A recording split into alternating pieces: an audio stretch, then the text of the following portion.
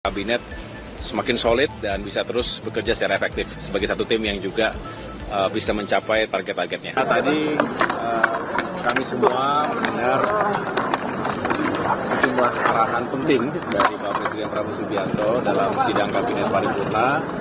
Hari ini kita memperingati sekaligus melakukan evaluasi terkait apa yang telah dikerjakan oleh Kabinet Merah Putih, pemerintahan di tingkat pusat, dan tentunya banyak progres yang juga sudah dihadirkan, tetapi juga banyak hal yang harus terus kita kawal, kita perbaiki dan kita tingkatkan dari berbagai sektor. Tadi beliau kupas begitu lengkap, gamblang, dan teman-teman media juga tadi mendengarkan. Intinya adalah kita ingin terus pastikan bahwa semua agenda prioritas, program-program yang memang ditujukan untuk meningkatkan pertumbuhan ekonomi, termasuk mendistribusikan kesejahteraan bagi masyarakat secara lebih berkeadilan lagi, itu menjadi target yang harus kita capai bersama-sama ke depan. Dan tentunya dari sektor infrastruktur dan pembangunan kewilayahan, memang infrastruktur ini harus bisa memberikan dukungan kepada sejumlah agenda prioritas. Bicara swasembada pangan butuh dukungan infrastruktur, butuh bendungan, irigasi yang juga baik. Swasembada energi juga begitu, swasembada air apalagi, dan banyak lagi termasuk bagaimana kita meningkatkan kualitas sumber daya manusia kita melalui sektor pendidikan dan kesehatan, perumahan rakyat yang juga semakin terjangkau. Jadi banyak sekali aspek infrastruktur yang menjadi elemen penting dari pencapaian Astacita yang tadi juga menjadi harapan dari Pak Presiden ke depan, Kabinet semakin solid dan bisa terus bekerja secara efektif sebagai satu tim yang juga bisa mencapai target-targetnya. Mas, terkait kereta cepat Surabaya, Jakarta-Surabaya itu gimana, Mas? Belum dibahas secara khusus tadi. Yang jelas konektivitas ini terus akan kami kawal, dan bicara konektivitas tentu tidak terlepas dari bagaimana kita ingin mengoptimalkan fungsi dan peran dari kereta api secara nasional.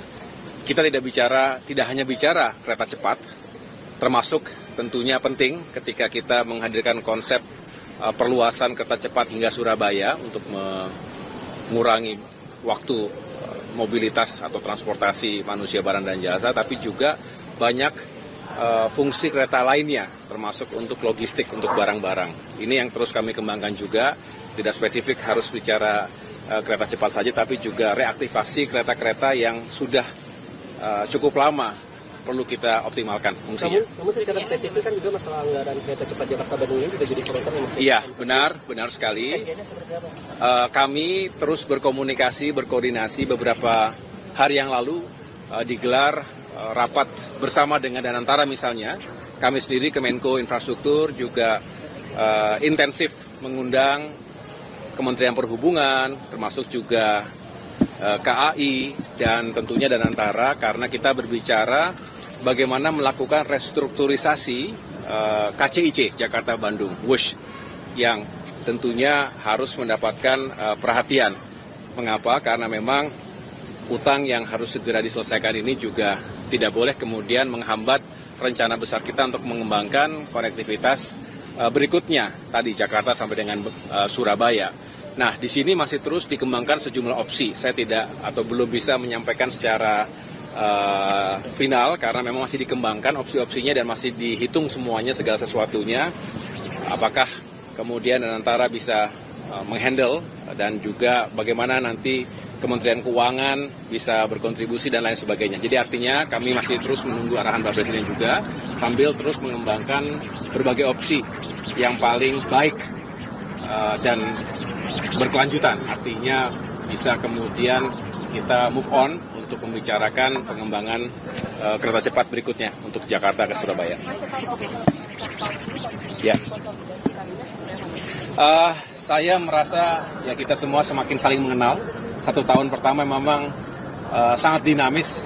Pertama kita semua, saya sendiri misalnya sebagai kementerian koordinator yang baru, ya, nomenklatur yang baru, kita menata sistem, organisasi, aturan main, dan juga agenda-agenda prioritas yang harus kita benar-benar kuasai. Sambil terus belanja masalah.